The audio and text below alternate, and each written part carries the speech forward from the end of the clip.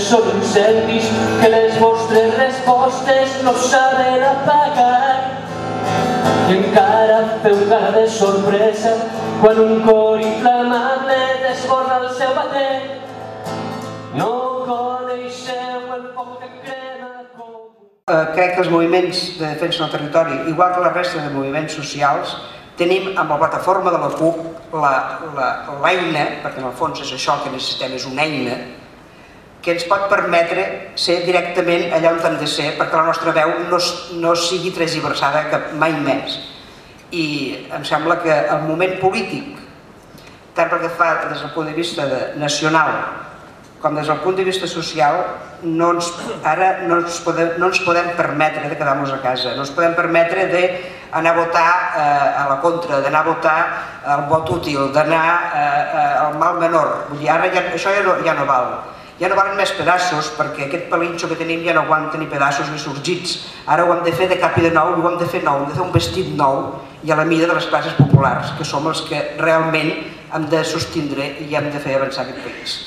És hora de, més que de dir, és hora d'escoltar. Hi ha moltíssima gent que té coses molt interessants a dir, hi ha moltíssima gent que s'està mobilitzant, hi ha moltíssima gent que té ganes de participar i de ser un subjecte actiu en aquest procés en què estem, o en aquest moment històric en el que estem vivint, en què sembla que hi haurà grans canvis, en què hi ha moltíssima gent que ho està passant molt malament i la gent està dient prou. Crec que és hora que la veu de tota aquesta gent tingui una veu al Parlament i, com han dit també altres companys, la CUP és això, la CUP és baixar la política del Parlament al carrer i que tots i totes vosaltres estigueu representats.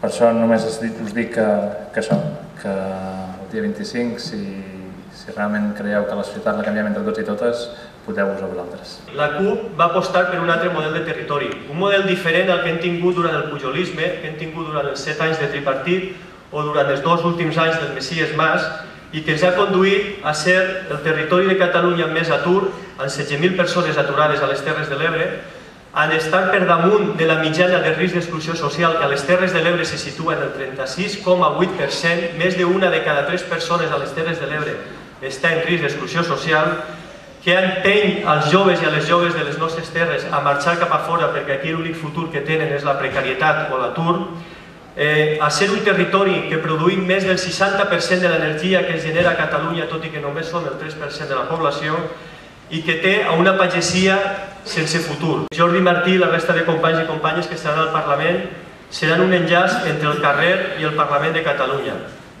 Seran una veu, seran una part del discurs que s'està fent al carrer i, com diu el David Fernández, seran un tros de carrer al Parlament.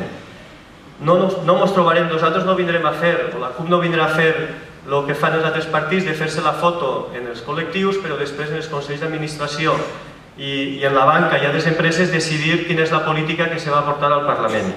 I per últim, la CUP situarà a les Terres de l'Ebre al centre dels països catalans. Les Terres de l'Ebre no som el sud de Catalunya, com era una famosa campanya oficial de fa uns anys, sinó que són el centre dels països catalans. I ho hem de reclamar perquè les Terres de l'Ebre han de ser un espai de trobada cultural, econòmic, social i polític.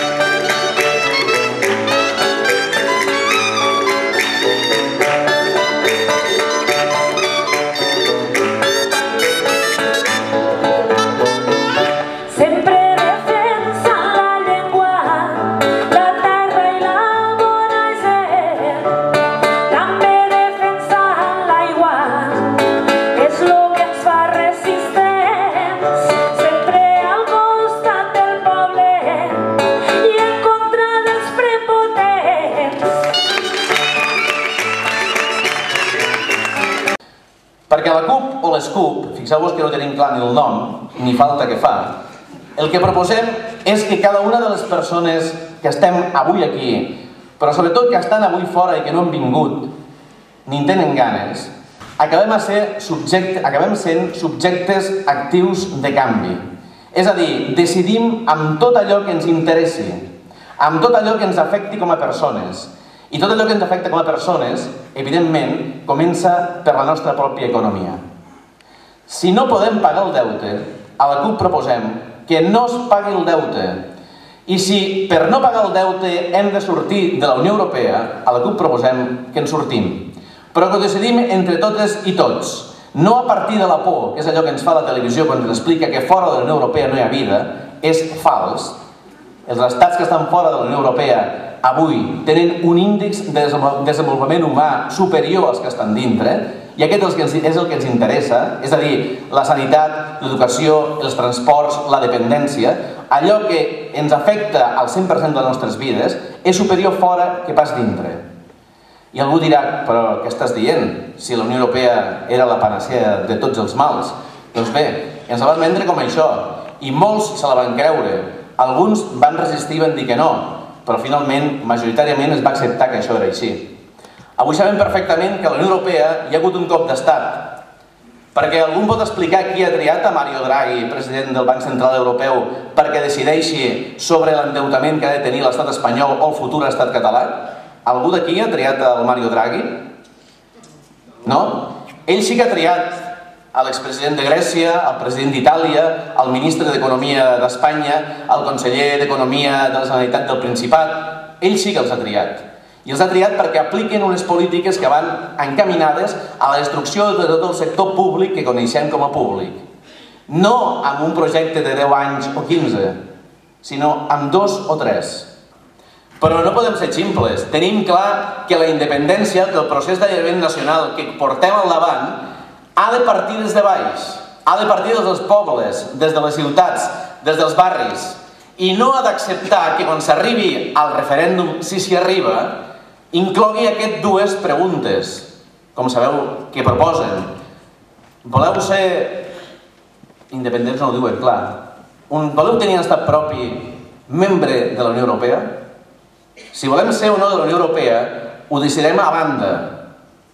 Si l'estat propi és com Puerto Rico, o com qualsevol dels lands alemanys, que també són estat propis, o com qualsevol altra cosa que tingui aquest nom, però que de propi sigui propi dels que ara manen i d'aquestes 200 famílies, els direm que continuarem lluitant per la independència completa dels països catalans, per uns països catalans on aquestes 200 famílies no hi pintin res més que la resta de milers i milers i milers i milers de famílies, i on sobretot els lladres no dirigeixin el procés, perquè tenim clar sempre que quan amb un galliner qui arriba és una rabosa i ens proposa que sortim de la gàbia per tal d'anar cap a la llibertat, ens està dient directament, li posi estat propi o el nom que li posi, que sortim cap a fora, que se'ns menjaran millor. I nosaltres no som gallines, ells sí que són raboses, però tinguem clar que en cap moment podem pensar que pel fet de que ens tinguem d'avançar, o vulguem avançar, o vulguem construir una cosa que nosaltres anomenem independència, hem de passar per les seves mans. Per tant, la crisi social té una solució, i la solució és la reapropiació de la realitat per part de nosaltres mateixos. Això comporta també, evidentment, molta feina. No pensem que això és fàcil de fer. Comporta comprometre-nos. Comporta, amb aquest procés constituent que tenim al davant, prendre part. Prendre part perquè quan algú s'assegui en una taula i acabi escrivint una cosa que s'anomeni Constitució, inclogui dret a l'habitatge, dret a la sanitat, dret a serveis públics universals per a tothom i, en definitiva, dret a la vida. Perquè si no, tindrem estat propi o el tindran ells, però no tindrem independència. I sembla un joc de paraules, però no ho és. És la crua realitat. Allò que volem i allò que desitgem és tot. I algú dirà que si volem tot no aconseguirem pràcticament res. Però la resposta està ben clara. si ens van robar un cavall i els demanem un ruc, tingueu clar que ens donaran una cabra. Visca la terra i visca el poble.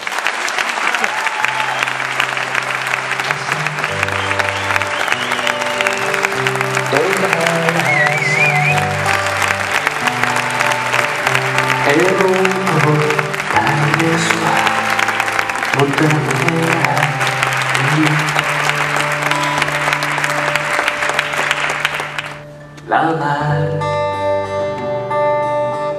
tota la mar,